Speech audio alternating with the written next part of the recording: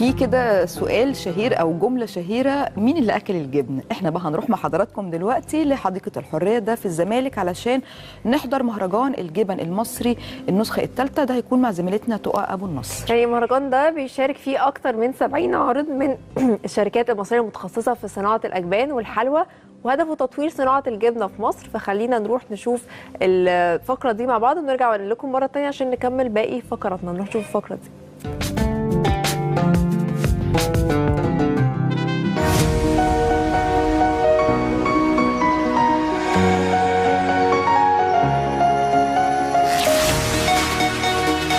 صباح الخير عليكم وعلى كل مشاهدين برنامج يوم سعيد. احنا النهارده موجودين معاكم في حديقة الحرية عشان نغطي مهرجان الجبن ومنتجات الألبان اللي مصر شهيرة بيه، وهنعرف تفاصيل اكتر عن المنتجات وازاي قدرت ان هي تنافس المنتجات المستوردة. تفاصيل اكتر هنعرفها، تعالوا بينا نشوف مع بعض.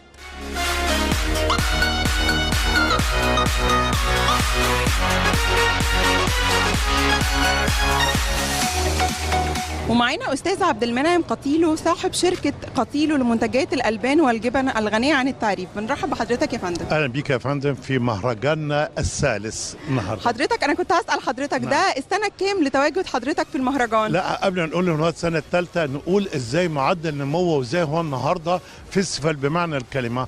ده المهرجان في عامه الثالث. النهارده معانا اكثر من 60 شركه موجودين. غير التواجد الكبير النهارده هنلاحظ ان في تطور رهيب بيتم في صناعه الالبان في خلال السنتين دول. صدقيني مش عايز اقول لك انه قد يكون المهرجان هو السبب في تطوير صناعه الالبان في الفتره الحاليه معانا في مصر. حضرتك شايف جوده المنتج المصري وصلت لفين يا فندم؟ لا، هو الجوده اللي بتتكلم عن نفسها. احنا عندنا ان احنا في اوبن اريا بنشوف المنتجات، هنشوف هي بتتكلم عن نفسها. النهارده بتتكلم بشكل اكتر من رائع، في تقدم اكتر رائع، سواء كان في الناحيه الصحيه سواء كان في مكوناته. بنتكلم في الالبان الطبيعيه، يعني المنتج هو بيتكلم عن نفسه. يعني حضرتك شايف ان الجمهور بيطلب اكتر المنتجات اللي مصنوعه من الالبان الطبيعيه 100%، بقى يعني عنده الوعي الكافي لده؟ خلينا نتكلم ان احنا معادله هي صعبه شويه. منتج البان طبيعيه بيساوي تكلفه، قيمه مقابل سعر. بالظبط كده. بيتكلم في دهون طبيعيه قابله للامتصاص في جسم الانسان وتحولها، فاحنا يعني مرتفع في السعر لان بيقابلوا قيمه غذائيه بيستفيد منها سواء كان دهون او بروتين. حضرتك كلمنا عن تصدير المنتج المصري للخارج. انت كده بترجعيني يمكن اكتر من 40 سنه. بدات من 40 سنه، كان في الوقت ده ما فيش غير احنا وعائلتنا في تصدير الاجبان المصريه في منطقه الخليج بالكامل. الكلام ده قلنا عليه مثلا من اوائل الثمانينات، ولكن النهارده في هجوم رهيب جدا واكثر من رائع لتصدير منتجات سواء كان منطقه الخليج. واحنا النهارده فتحنا اسواق اوروبا او بالتحديد نقول امريكا وكندا واستراليا، وبدات الناس تمشي ورانا. ففي اسواق واعده النهارده موجوده بشكل اكثر من رائع. حضرتك بتشوف في اقبال من الجمهور الاجنبي على شراء المنتج المصري؟ صدقيني لو قلت لحضرتك دي اللي احنا قراناها جيدا جدا سواء كان في امريكا او في كندا وحاليا في استراليا، ان احنا لقينا بس يمكن هو بيستخدموا استخدامات شويه يعني بالنسبه لنا احنا مش معتادين عليها.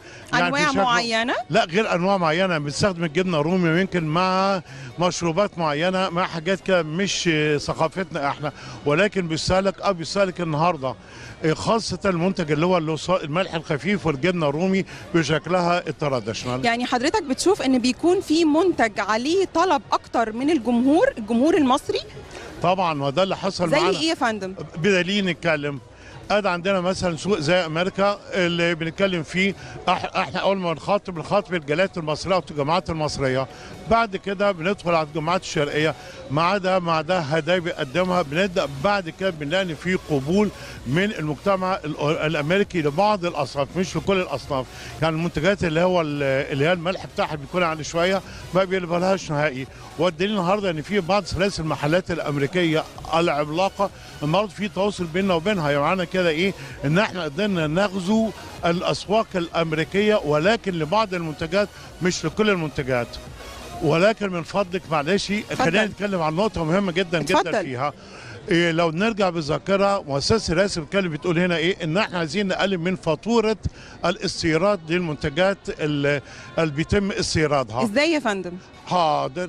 احنا عندنا مثلا في انواع زي الجبنه الجوده القدم دي بتاخد نسبه كبيره من فاتورتنا. ودي المشتهرين جدا، ولكن يضاف عليها الجبنه الكاشكافالي اليمنيتال بعيد اصناف الاوروبيه والسويسريه.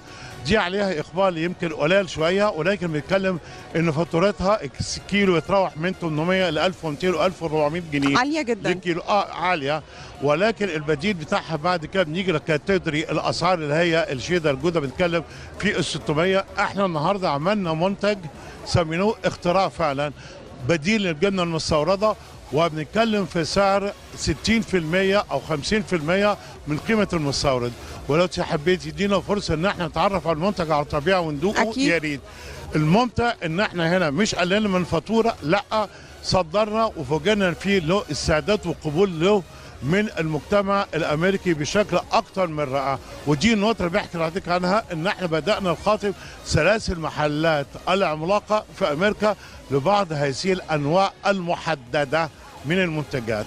وجود حضرتك دعم كبير، لو حابب توجه كلمه للشباب الصغيرين اللي لسه عايزين يبتدوا في المجال بتاع حضرتك نقول لهم ايه يا فندم؟ لا خلينا نتفق، لابد يكون عندي تارجت وبسعى له، بحط ليا استراتيجي انا عايز فين واوصل لفين في وقت قد ايه، وقت بعد كده ادخل في مرحله التكتيك، ان انا ازاي اتكتك واخطط ان انا انفذ اللي انا حلمت بيه. فموضوع صدقني يعني هو الفكره كلها فين، ان يكون قدام مني بايلوت، قدام مني نموذج اقتدي بيه.